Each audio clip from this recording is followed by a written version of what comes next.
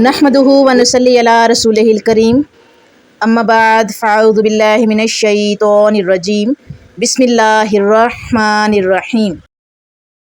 نحمدہ ونصلی علی رسولہ الکریم، اما بعد فاعوذ باللہ من الشیطان الرجیم، بسم اللہ الرحمن الرحیم۔ السلام علیکم ورحمۃ اللہ وبرکاتہ۔ امید کرتی ہوں ایمان، صحت اور تقوی کی بہترین حالت میں ہوں گے۔ آج ہمارا لیسن جو ہے وہ آیت نمبر 113 سورہ بقرہ سے سٹارٹ ہو رہا ہے۔ سورہ بقرہ آیت نمبر 113 شروع کرتے ہیں آج کا لیسن۔ بسم اللہ الرحمن الرحیم۔ وقالت اليہود لیست النصارى علی شیء وقالت النصارى لیست اليہود علی شیء وهم یتلون الکتاب کذالک قال الذین لا یعلمون مثل قولہم فاللہ یحکم بینہم یوم القیامۃ فیما کانوا فیہ یختلفون۔ یہ ہے جی ہماری آج کی پہلی آیت، آیت نمبر 113۔ اس کا ورڈ ٹو ورڈ اس کی ٹرانسلیشن دیکھتے ہیں۔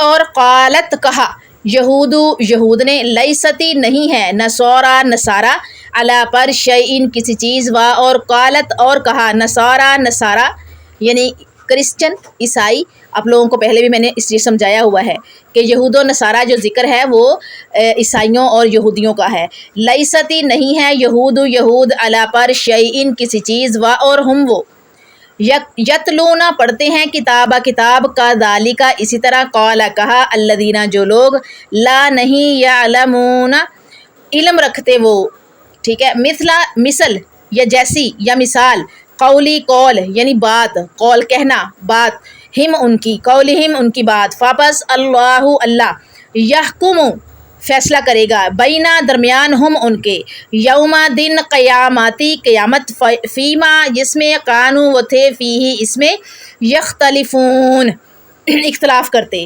دیکھیں ذرا اختلاف کا جو ہے کیا بنتا ہے، خاتا یا خاتا، لام، فا، واو اور نون۔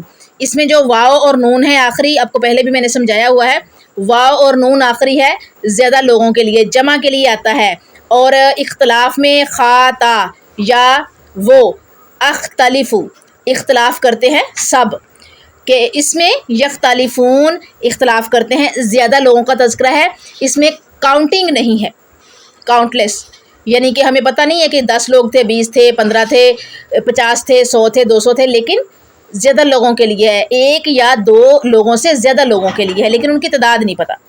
اس کی ٹرانسلیشن دیکھتے ہیں۔ یہود کہتے ہیں کہ نصارہ حق پر نہیں، اور نصارہ کہتے ہیں کہ یہود حق پر نہیں، حالانکہ یہ لوگ تورات پڑھتے ہیں۔ اسی طرح ان جیسی باتیں بے علم لوگ بھی کرتے ہیں۔ قیامت کے دن اللہ تعالیٰ ان کے درمیان ان کے اختلاف کا فیصلہ صادر فرمائے گا۔ اب اس کا کنیکشن دیکھتے ہیں، چونکہ ہم 112 آیات تک پڑھ چکے ہیں، تو کنیکشن تھوڑا سا آپ لوگوں کو پہلے بتا دوں، سمجھا دوں کہ اہل کتاب مسلمانوں کے خلاف شروع سے ہی جمع تھے، متحد تھے، اکٹھے تھے، حالانکہ ان کی باہمی منافرت، یعنی ان کی باہمی جو منافرت ہے، ان کی آپس میں جو لاگت بازی ہے، ان کی آپس میں جو ہے وہ بغض، کینہ، حسد ہے، اور فرقہ واریت کا عالم یہ ہے کہ ایک دوسرے کو کافر مانتے ہیں، گردانتے ہیں، پکارتے ہیں، ٹھیک ہے۔ یہ جو ہے کنیکشن ہے، یعنی یہود و نصارہ جو ہے وہ پہلے کیا تھا، آپس میں ایک دوسرے کو کافر مانتے تھے، گردانتے تھے، پکارتے تھے۔ ان کی آپس میں جو فرقہ واریت ہے وہ دیکھنے کے قابل تھی، قابل دید تھی، دید نہیں تھی، اور ان کی آپس میں جو منافرت ہے، یعنی جو نفرت ہے، جو ان کی جو ہے وہ ایک دوسرے سے جو ہے وہ دوری، اور ایک دوسرے کو دیکھ نہ سکنا، تو یہ ان کی باہمی تھی۔ لیکن ایک وقت ایسا بھی آیا کہ وہ دونوں اکٹھے ہو گئے، یہود و نصارہ اکٹھے ہو گئے اور مسلمانوں کے خلاف ہو گئے، اور وہ آج بھی ہیں۔ دیکھ لیجیے آپ کے سامنے فلسطین کا حال، یمن کا حال، لبنان کا حال، شام کا حال، عراق کا حال دیکھ لیجیے، اور اس کے علاوہ جو ہے وہ ایک اور ہے، میانمار ہے ایک ملک، میانمار، ٹھیک ہے، اس کا حال دیکھ لیجیے، کشمیر دیکھ لیجیے، سبھی مسلمانوں کے خلاف متحد ہیں، اور اگر ان کی آپس میں بات ہو جائے، ان کا آپس میں رولا بن جائے، مسئلہ بن جائے، تو پھر ان کے پنجے دیکھنے والے ہیں کہ ایک دوسرے پہ جو ہے وہ چڑھ کیسے دوڑتے ہیں۔ لیکن ایک وقت تک دونوں ایک دوسرے کے خلاف رہے ہیں، اب وہ دونوں متحد ہو کر دونوں متحد ہو کر کس کے پیچھے پڑے ہوئے ہیں؟ مسلمانوں کے پیچھے پڑے ہوئے ہیں۔ مختلف طریقوں سے جو ہے وہ مسلمانوں کو تنگ کر رہے ہیں، ان کو جو ہے وہ تباہ و برباد کر رہے ہیں۔ دنیا جو ہے ایک آتش فشاں کے اوپر بیٹھی ہوئی، آتش فشاں، اور وہ آتش فشاں کون سا ہے؟ نیوکلیئر ویپنز، یہ جو ایٹم ہے یہ ہے، ہر ملک کے پاس تقریباً ہے، ظاہری طور پر 7 ملکوں کے پاس ہے، چھپے ہوئے جو ہے وہ اسرائیل کے پاس بھی ہے، اس کے علاوہ جو ہے وہ اور بھی کچھ مسلم ممالک اور غیر مسلم ممالک ان کے پاس ایٹم موجود ہے، لیکن وہ شو نہیں کرتے، ظاہر نہیں کرتے۔ ایران کے پاس بھی ہے، لیکن ابھی وہ انہوں نے باقاعدہ طور پر اس کا نہ اعلان کیا نہ تجربہ کیا۔ چلے جی آگے چلتے ہیں، اور یہ بات بہت دور نکل جانی ہے بھائی، پھر فیکٹس جو ہیں آپ لوگوں کے سامنے میں رکھنے لگ جاتی ہوں، پھر ایک کے بعد ایک فیکٹ، ایک کے بعد ایک فیکٹ میں رکھتی جاتی ہوں۔ چلے آگے چلتے ہیں کہ مسلمانوں کے مقابلے میں یہود و نصارہ اکٹھے ہو کر کہا کرتے تھے کہ ہماری جماعتوں کے علاوہ کوئی شخص جنت میں داخل نہیں ہو پائے گا۔ یہودی بھی یہی کہتے ہیں، عیسائی بھی یہی کہتے ہیں، نصارہ عیسائی بھی یہی کہتے ہیں کہ جی ہماری جماعتوں کے علاوہ تو کوئی شخص جنت میں نہیں جائے گا، جنت صرف ہمارے لیے بنی ہے، اور ہمیں اگر عذاب آئے گا بھی تو ایام معدودات، گنتی کے چند دن آئے گا، لیکن اس کے بعد ہم جنت میں داخل کر دیے جائیں گے، بس ہمارے جو ہیں وہ عذاب کے دن چند ہی ہوں گے، اور اصل جو جنت کے وارث اور حقدار ہیں وہ ہم ہیں۔ اب آگے چلتے ہیں کہ حالانکہ مسلمانوں کے خلاف اتحاد کے باوجود ان کی باہمی منافرت، فرقہ وارانہ کشیدگی کا عالم یہ تھا کہ وہ آپس کے جنگ و جدال میں اس حد تک آگے بڑھ چکے تھے کہ یہودیوں نے انجیل کے بارے میں کہا کہ یہ تو اللہ تعالیٰ کی طرف سے نازل ہی نہیں ہوئی۔ یہودیوں نے عیسائیوں کی کتاب کے بارے میں کہا تھا، انجیل کے بارے میں کہا تھا کہ یہ تو اللہ تعالیٰ کی طرف سے نازل ہی نہیں ہوئی۔ پھر تعصب میں اس قدر اندھے ہوئے کہ جناب عیسیٰ علیہ السلام اور ان کی والدہ ماجدہ پر رقیق جملے کیے، کسے اور حملے کیے، عجیب و غریب قسم کے الزامات اور مختلف قسم کے جو ہے وہ حملے کیے، سخت الفاظ، نازیبا الفاظ جس کو کہتے ہیں۔ عیسائیوں نے 2 ہاتھ آگے بڑھتے ہوئے نہ صرف تورات کا منزل من اللہ ہونے کا انکار کیا، یعنی کہ اللہ کی طرف سے ہونے کا انہوں نے بھی انکار کیا تورات کا، بلکہ حضرت موسیٰ کلیم اللہ کی ذات گرامی پر بھی تہمتیں لگائی۔ ان کی دیکھا دیکھی مشرکین بھی کہنے لگے کہ جب تک یہ لوگ ہمارے معبودوں کو مشکل کشا اور اللہ کے ہاں انہیں وسیلہ قرار نہیں دیں گے، اس وقت تک ان کی نجات مشکل ہوگی۔ اس صورتحال پر تبصرہ کرتے ہوئے فرمایا جا رہا ہے کہ یہ تو اللہ ہی فیصلہ کرے گا کہ کس کے پلے میں کیا ہے۔ اس آیت کا مقصد جو ہے آپ کے سامنے ڈیٹیل سے رکھنے کا ہے کہ حق و باطل کے حوالے سے کوئی کس مقام پر کھڑا ہے۔ اس فرمان میں یہ بھی بتایا گیا ہے کہ امت محمدیہ کے خلاف ابتدا ہی سے کفر کے حامی اکٹھے ہو رہے ہیں۔ جو کافر ہیں مسلمانوں کے مقابلے میں سارے اکٹھے ہو جاتے ہیں، ایک طرف اکیلا مسلمان، دوسری طرف سارے غیر مسلم۔ تفسیر ابن کثیر میں ہے کہ عبداللہ بن عباس رضی اللہ عنہ سے مروی ہے کہ جب نجران کے عیسائی رسول اللہ صلی اللہ علیہ وسلم کے پاس آئے تو ان کے پاس یہودیوں کے علماء بھی آئے، اور انہوں نے رسول اللہ صلی اللہ علیہ وسلم کے پاس جھگڑا کیا۔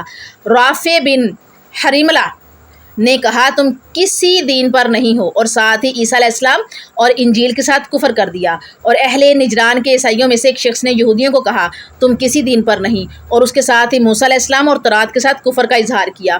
اللہ تعالیٰ نے انہی باتوں کے متعلق فرمایا کہ یہ آیت نازل فرمائی کہ یہود کہتے ہیں کہ نصارہ حق پر نہیں، اور نصارہ کہتے ہیں کہ یہود حق پر نہیں، حالانکہ یہ لوگ تورات پڑھتے ہیں۔ عیسائی اور یہودیوں کی باہم جو ہے مسئلہ مسائل ان کا دیکھیے گا ذرا، کہ یہودیوں اور عیسائیوں کی دشمنی ہزاروں سال پرانی ہے۔ یہ حضرت عیسیٰ علیہ السلام کے دور سے شروع ہوئی تھی، اور رسول اللہ صلی اللہ علیہ وآلہ وسلم کی بعثت سے تقریباً 100 سال بعد شد و مد سے جاری تھی، یعنی پوری آب و تاب سے ان کی جاری تھی۔ نبی صلی اللہ علیہ وآلہ وسلم کی بعثت کے بعد بھی 100 سال تک، 1 صدی تک ان کی دشمنی آپس میں جاری رہی۔ عیسائیوں کے نزدیک یہودیوں کے، یہ آپ کے سامنے کچھ میں جرائم رکھوں گی، بتاؤں گی آپ لوگوں کے، عیسائیوں کے نزدیک جو یہودیوں کے بڑے بڑے جرائم ہیں وہ یہ تھے کہ جن کی بنیاد پر یہودی قابل گردن زنی، یعنی کہ گردن اتارنے کے قابل سمجھے جاتے تھے۔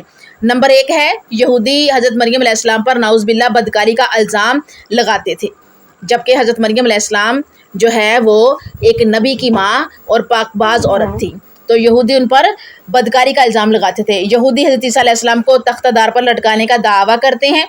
یہودی عیسیٰ علیہ السلام کو نعوذ باللہ خاکم بدہن ناجائز اولاد، ناجائز بچہ قرار دیتے ہیں۔ نمبر 4، قرب قیامت یہودی عیسیٰ علیہ السلام کی آمد کو نعوذ باللہ دجال کی آمد تصور کرتے ہیں۔ اور نمبر 6 پر ہے کہ 5 پر ہے کہ یہودی عیسائیت کا انکار کرتے ہیں۔ اور نمبر 6 ان کا جو جرم ہے وہ یہ ہے کہ عیسائیوں کے خیال کے مطابق یہودی عیسیٰ علیہ السلام کے قاتل ہیں۔ چنانچہ انہی جرائم کی بنیاد پر عیسائیوں کے نزدیک یہودی قوم انتہائی قابل نفرت قوم رہی ہے۔ عیسائی انہیں روئے زمین پر سب سے شریر اور خبیث مخلوق قرار دیتے تھے اور جہاں پاتے تھے قتل کر دیتے تھے۔ حال یہ تھا کہ ابتدائی دور میں جب یورپ میں طاعون یعنی کالی وبا پھیلی جس کے باعث لاتعداد ہلاکتیں ہوئی تو عیسائیوں نے اس کا سبب یہودیوں کو ٹھہرایا، حالانکہ خود عیسائی بھی اس مرض میں ہلاک ہو رہے تھے۔ اب یہودیوں کی جلا وطنی دیکھیے گا۔ 586 سنہ ہجری میں شاہ بابل نے یروشلم پر قبضہ کیا اور عبادت خانے کو تباہ کر دیا۔ 472 قاف میم میں یونانی بادشاہ انہولنس نے یروشلم پر حملہ کر کے سلمانی ہیکل کا نام و نشان مٹا دیا اور اسے بت خانے میں تبدیل کر دیا۔ اور اسی طرح سے 135 ہجری میں رومی بادشاہ ہیڈریان نے یروشلم کو ایک بار پھر تباہ و برباد کر دیا۔ 1228 عیسوی میں یعنی 1228 جو ہے وہ اس سن میں اسپین میں یہودیوں کو قانونی طور پر لباس کے اوپر نمایاں نشان آویزہ کرنے کا حکم دیا گیا۔ 1266 پولینڈ کے گرجاؤں نے فیصلے صادر کیے کہ یہودی عیسائیوں کے ساتھ اکٹھے نہیں رہ سکتے۔ 1321 میں فرانس میں ایک گڑھے میں 160 یہودی دفن کیے گئے۔ 1355 میں اسپین میں ایک مشتعل ہجوم نے 12,000 یہودیوں کو موت کے گھاٹ اتار دیا۔ 1391 میں میجورکا جزیرے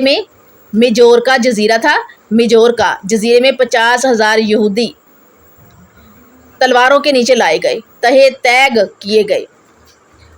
1391 میں سسلی میں بڑے پیمانے پر یہودیوں کا قتل عام کیا گیا۔ 1422 میں کیسٹائل میں یہودیوں کو علیحدہ علاقے میں رہنے اور امتیازی پٹی پہننے پر مجبور کیا گیا۔ 1420 میں لیون فرانس سے یہودیوں کو نکال باہر کیا گیا۔ 1492 میں اسپین میں 1,60,000 یہودی ملک بدر کر دیے گئے اور 1492 سسلی اور مالٹا سے یہودیوں کو نکال باہر کیا گیا۔ پولینڈ نے پہلی مرتبہ یہودی حد بندی کا آغاز کیا۔ یہودیوں کو ایک مخصوص علاقہ میں محدود کرنے کو یورپ میں گیٹو کی اصطلاح سے پکارا جاتا ہے، گیٹو۔ 1498 پرتگال میں ایک بھی یہودی باقی نہ رہنے دیا گیا اور 1935 سے لے کر 1941 ہٹلر نے ہزاروں یہودیوں کو انسانیت سوز سلوک سے دوچار کر کے عظیم تباہی مچائی۔ یہودی اس سانحے کو ہولوکاسٹ کہہ کر پکارتے ہیں اور بے حد مبالغے سے کام لے کر دنیا کی ہمدردیاں سمیٹتے ہیں۔ اچھا جی، یہ جو ہے حوالہ کتاب آپ کو دیتی ہوں، عرب اور اسرائیل کتاب ہے، عرب اور اسرائیل، ازرون ڈیوڈ، صفحہ نمبر 75 اور صفحہ نمبر 108 میں اس کی آپ کو ڈیٹیل ملے گی۔ ٹھیک ہے، اب اس کے سامنے آپ کے سامنے اس آیت کے جو مسائل ہیں وہ رکھتے ہیں۔ پوائنٹ نمبر 1، یہود و نصارہ اپنے آپ کو جنت کا وارث سمجھنے کے باوجود ایک دوسرے کو کافر گردانتے ہیں۔ اور نمبر 2، اللہ تعالیٰ روز قیامت ہر قسم کے اختلافات کا فیصلہ فرمائیں گے۔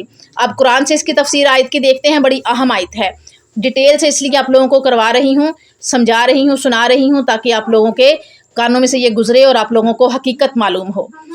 نمبر 1، مسلمان یہودیوں اور عیسائیوں کو متحد سمجھتے ہیں۔ نمبر 1، مسلمان عیسائیوں اور یہودیوں کو متحد سمجھتے ہیں۔ اور سورہ بقرہ آیت نمبر 113 میں ہے کہ 113 میں ہے مسلمان یہودیوں اور عیسائیوں کو متحد سمجھتے ہیں حالانکہ وہ باہم ایک دوسرے کے خلاف ہیں۔ اور سورہ مائدہ آیت نمبر 14، یہود و نصارہ قیامت تک باہم اختلاف کرتے رہیں گے۔ نمبر 3 ہے سورہ نساء آیت نمبر 156، یہودیوں کو عیسیٰ علیہ السلام اور ان کے والدہ پر الزام۔ اور اسی طرح سے سورہ نساء آیت نمبر 153، یہودی عیسیٰ علیہ السلام کو قتل کرنے کے دعوے دار ہیں۔ جی، تو آیت نمبر ہم 113 جو ہے وہ الحمدللہ ہم نے پڑھی۔ اب آگے آیت نمبر 114 دیکھتے ہیں۔ بسم اللہ الرحمن الرحیم۔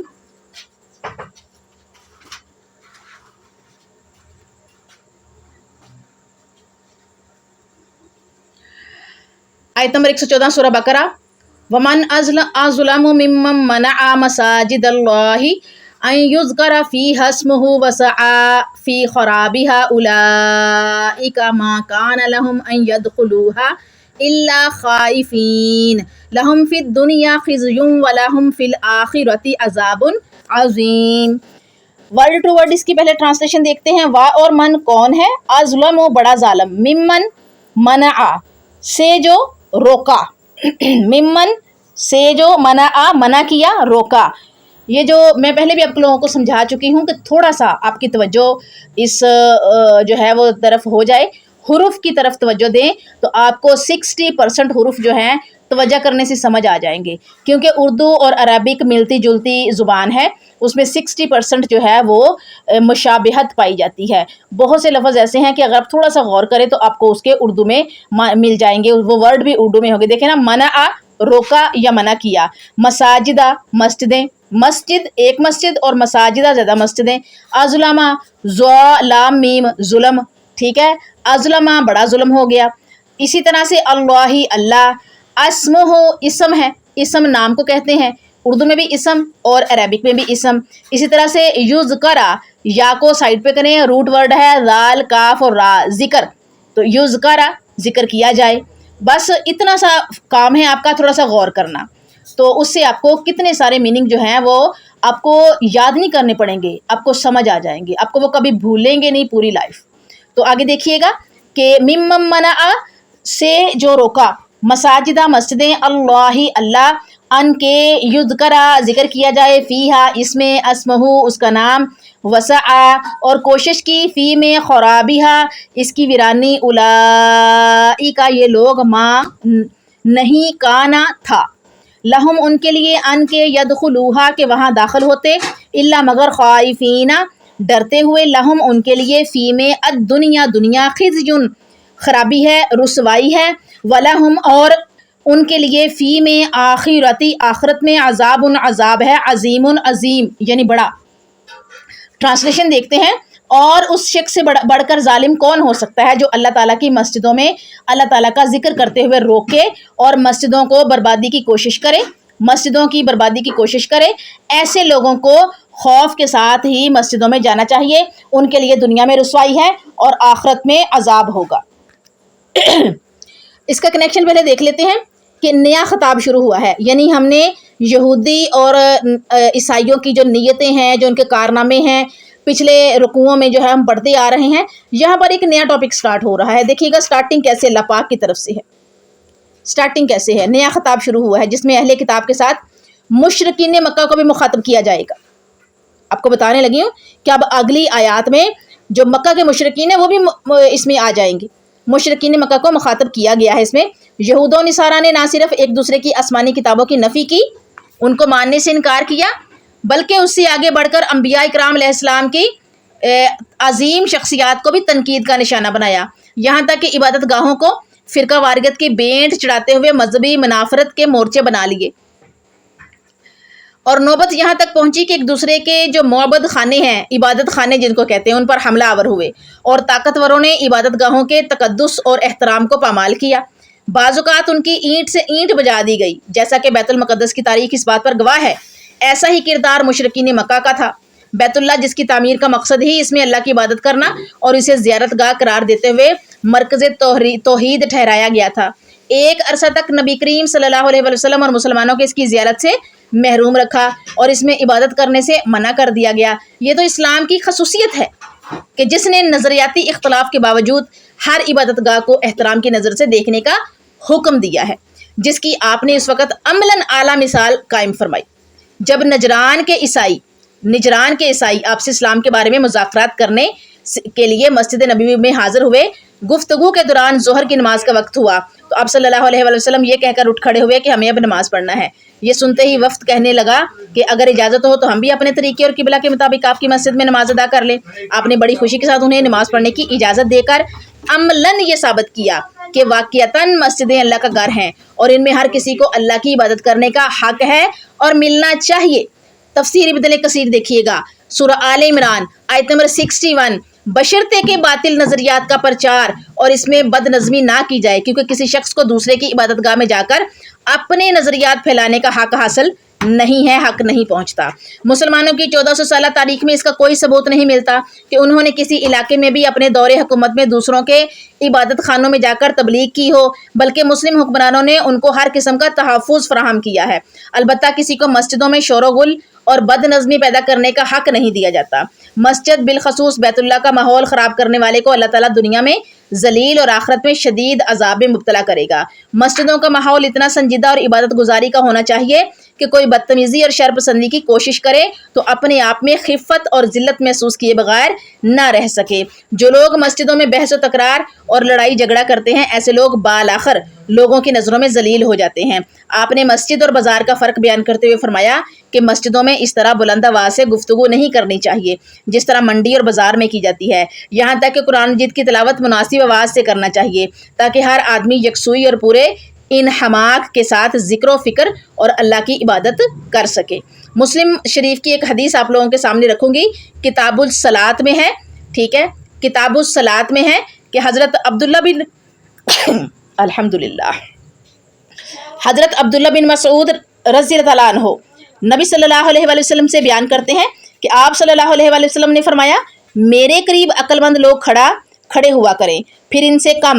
یہ کلمات آپ نے 3 دفعہ دہرائی اور فرمایا، مسجدوں میں بازاروں کی طرح شور و غوغا نہ کیا کرو، شور و غل نہ کیا کرو۔ اب اس آیت میں کیا ہمیں جو ہے وہ سمجھایا گیا ہے، دیکھیے گا۔ نمبر 1، اللہ کے گھروں سے لوگوں کو روکنے والا ظالم ہے اور وہ دنیا اور آخرت میں ذلیل ہوگا۔ اور نمبر 2 پہ ہے، شرارتی لوگوں پر کڑی نظر رکھنی چاہیے۔ اب ہم قرآن سے دیکھتے ہیں کہ مسجد کا مقام کیا ہے اور احترام کیا ہے۔ نمبر 1، سورۃ جن آیت نمبر 18، مسجدیں صرف اللہ کی عبادت کے لیے ہیں۔ نمبر 2 ہے سورہ حج آیت نمبر 26، مسجدیں شرک سے پاک ہونی چاہیے۔ سورہ حج آیت نمبر 26 ہی میں ہے کہ مسجدوں کی صفائی کا خیال رکھنا چاہیے۔ سورہ بقرہ آیت نمبر 125 ہم آگے انشاءاللہ پڑھیں گے، مسجدیں نماز اور اعتکاف کے لیے ہوتی ہیں۔ سورہ توبہ آیت نمبر 18، مسجدیں آباد کرنا صرف ایمانداروں کا حق ہے۔ اور سورہ توبہ آیت نمبر 28، مشرک کو بیت اللہ میں داخل ہونے کا حق نہیں ہے۔ یہ ہماری آیت نمبر 114